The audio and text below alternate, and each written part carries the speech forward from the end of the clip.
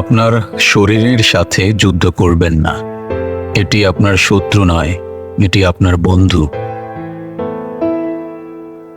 এটি আপনার জন্য প্রকৃতির একটি উপহার। এটি প্রকৃতির অংশ। প্রতিটি সম্ভাব্য উপায়ে এটি প্রকৃতির সাথে যুক্ত হয়।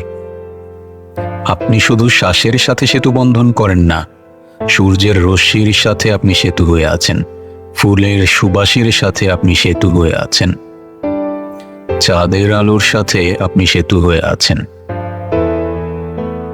সর্বত্র থেকে আপনি সেতু হয়ে আছেন। আপনি একটি পৃথক দ্বীপ নন, সেই ধারণা বাদ দিন।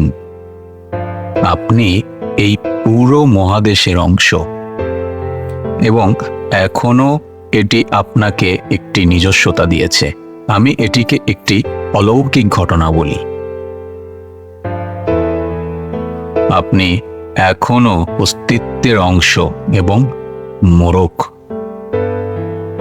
আপনার একটি নিজস্বতা আছে। অস্তিত্ব একটি অলৌকিক কাজ করেছে, অসম্ভবকে সম্ভব করেছে। তাই আপনার শরীরের সাথে সম্প্রীতি হলে আপনার প্রকৃতির সাথে সম্প্রীতি হবে। অস্তিত্ব নিয়ে